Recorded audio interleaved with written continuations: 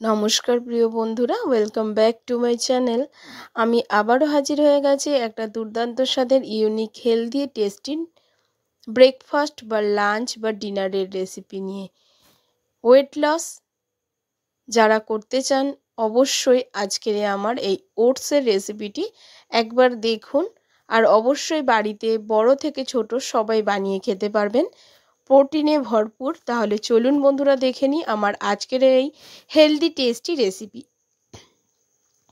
রেসিপিটি বানানোর জন্য নিয়ে নিয়েছি একটা ছোট বাটির 1 বাটি ওটস, আর নিয়ে নিয়েছি একটা ডিম। প্রথমে আমি ডিমটাকে ফাটিয়ে নেব একটা বাটির মধ্যে। প্লিজ বন্ধুরা প্রথম থেকে শেষ পর্যন্ত ভিডিওটি দেখবেন, প্লিজ প্লিজ পাশে থাকবেন। ভিডিওটি কোথাও যদি একটুও ভালো লেগে থাকে অবশ্যই বন্ধুবান্ধব আত্মীয় স্বজনের সঙ্গে প্রচুর প্রচুর শেয়ার করবেন। ফ্যাটানো ডিমের মধ্যে দিয়ে দিচ্ছি কিছুটা কাঁচা লঙ্কা কুচি, কিছু টমেটো কুচি, আর কিছু ক্যাপসিকাম কুচি, আর দিয়ে দেব কিছুটা ধনেপাতা। আপনারা চাইলে এখানে পেঁয়াজ রসুনের কুচিটা ব্যবহার করতে পারেন, আমি এটাকে স্কিপ করেছি। এবারে দিয়ে দিচ্ছি পরিমাণ মতো লবণ, দিয়ে আমি ডিমটাকে খুব ভালো করে ফেটিয়ে নেব। আমার এই ছোট্ট চ্যানেলে আপনাদের সাপোর্ট আর সাহায্যের খুবই প্রয়োজন আছে বন্ধুরা, প্লিজ সাহায্য করবেন আর পাশে থাকবেন।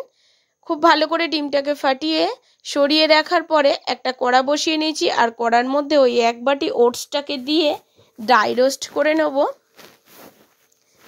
তাতে ওটসটা একটু মচমচে হয়ে যাবে। 3 থেকে 4 মিনিট মিডিয়াম ফ্লেমে ভাজার পরে ওটসটা বেশ সুন্দর মচমচে হয়ে গেছে, কিন্তু কোনো রকম কালার চেঞ্জ হবে না। এবার এটাকে সরিয়ে রেখে আবারও কড়াটা বসিয়ে নিয়ে কড়ার মধ্যে দিয়ে দিচ্ছি 1/2 চামচ মতো সর্ষের তেল। এখানে আপনারা সর্ষের তেল ছাড়াও সাদা তেলটা দিয়ে করতে পারেন, বা বাটার দিয়েও করতে পারেন, বা ঘি দিয়েও করতে পারেন। আর খুবই সামান্য সর্ষের তেল ব্যবহার করেছি বন্ধুরা, দেখতেই পাচ্ছেন। এবারে ডিমটাকে আমি খুব ভালো করে দিয়ে দিচ্ছি কড়ার মধ্যে, দিয়ে এর একটা ভুজিয়া বানিয়ে নিচ্ছি। ডিমের ভুজিয়া তৈরি করে নিচ্ছি। আর কত সুন্দর কালারফুল দেখতে হয়েছে দেখুন। উপর দিয়ে একটু গোলমরিচের গুঁড়ো ছড়িয়ে দিলাম, দিয়ে খুব ভালো করে ডিমটাকে ভুজিয়া করে নিচ্ছি। আমার আজকের রেসিপিও বন্ধুরা আপনাদের ভালো লাগবে। ওয়েট লস পর্যায়ে যারা আছেন তারা অবশ্যই এই রেসিপিটি একবার অন্তত বাড়িতে বানিয়ে খেয়ে দেখবেন। ঠান্ডা হোক বা গরম, খেতে লাগবে অপূর্ব স্বাদের। এবারে ডিম ভুজিয়াটাকে সরিয়ে রেখে আবার ওই রকম 1/2 চামচ মতো সর্ষের তেল কড়ার মধ্যে দিয়ে দিয়েছি, আর তার মধ্যে 1/2 চামচ গোটা জিরে, আর গোটা জিরের হাফ নিয়ে নিয়েছি কালো জিরে, আমি এখানে ফোড়ন দিয়ে দিচ্ছি। এবারে কড়ার মধ্যে আমি কিছু সবজি অ্যাড করব, যেগুলো ওয়েট লসে খুবই সাহায্য করে। দেখুন বন্ধুরা, এখানে নিয়ে নিয়েছি বিনস, এখানে কিছুটা দিয়ে দিয়েছি বিনস, আর বিনসটাকে দিয়ে খুব ভালো করে একটু নাড়াচাড়া করছি ফোড়নের মধ্যে। যারা সুগার পেশেন্ট তারাও এগুলো খেতে পারবেন। দিয়ে দিয়েছি গাজর কুচি, একটু ছোট ছোট করে কুচি করে কেটে নিতে হবে। দিয়ে দিচ্ছি ক্যাপসিকাম কুচি,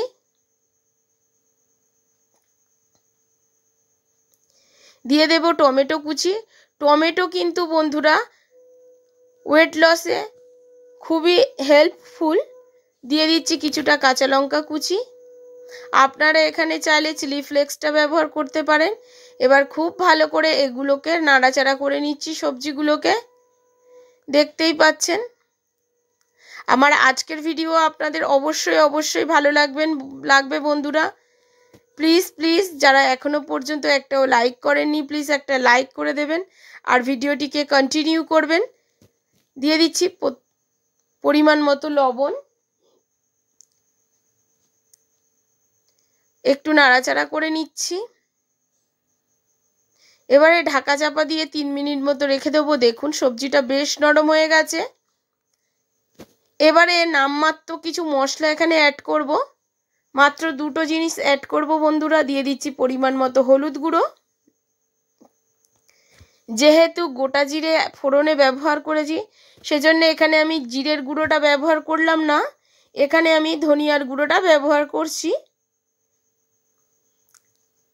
আর সমস্ত গোটা মশলা বাড়িতে কিনে নিয়ে গুঁড়ো করে নেওয়ার চেষ্টা করবেন। ওয়েট লসে কিন্তু খুবই সাহায্য করে জিরে,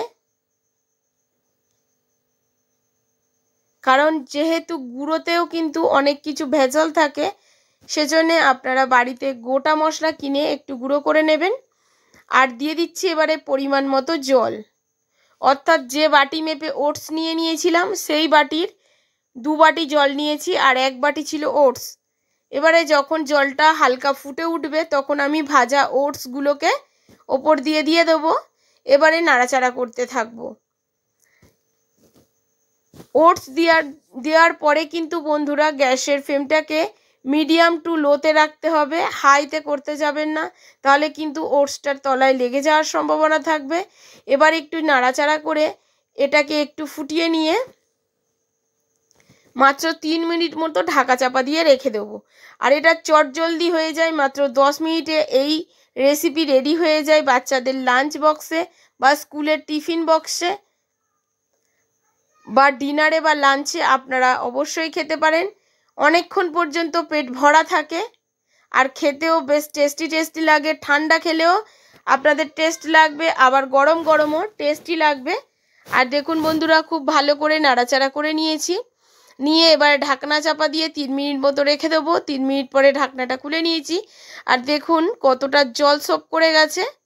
এবারে খুব ভালো করে এটাকে নাড়াচাড়া করে নিচ্ছি।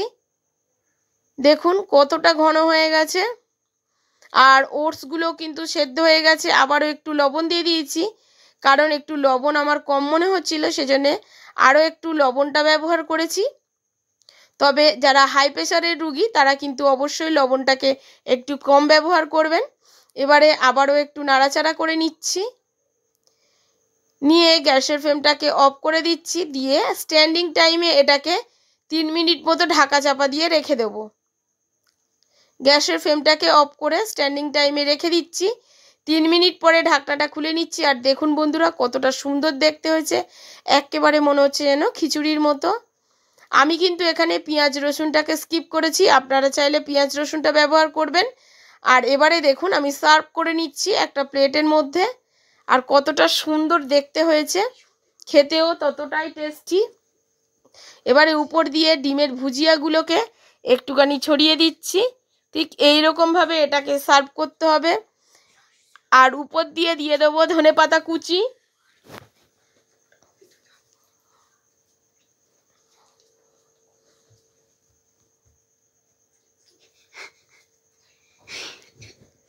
দেখুন বন্ধুরা কতটা সুন্দর দেখতে হয়েছে, একদম কালারফুল, খেতেও টেস্টি লাগবে। বাচ্চাদেরও অবশ্যই করে দেবেন, বাচ্চাদেরও খুবই ভালো লাগবে। আর এটা অবশ্যই হেলদি, খুবই কম তেল মশলায়, নামমাত্র তেল মশলায় আমি তৈরি করেছি। এতক্ষণ পর্যন্ত ভিডিওটির সঙ্গে থাকার জন্য অসংখ্য ধন্যবাদ বন্ধুরা। সুস্থ থাকবেন আর ভালো থাকবেন, আর আমাকে সাপোর্ট করবেন।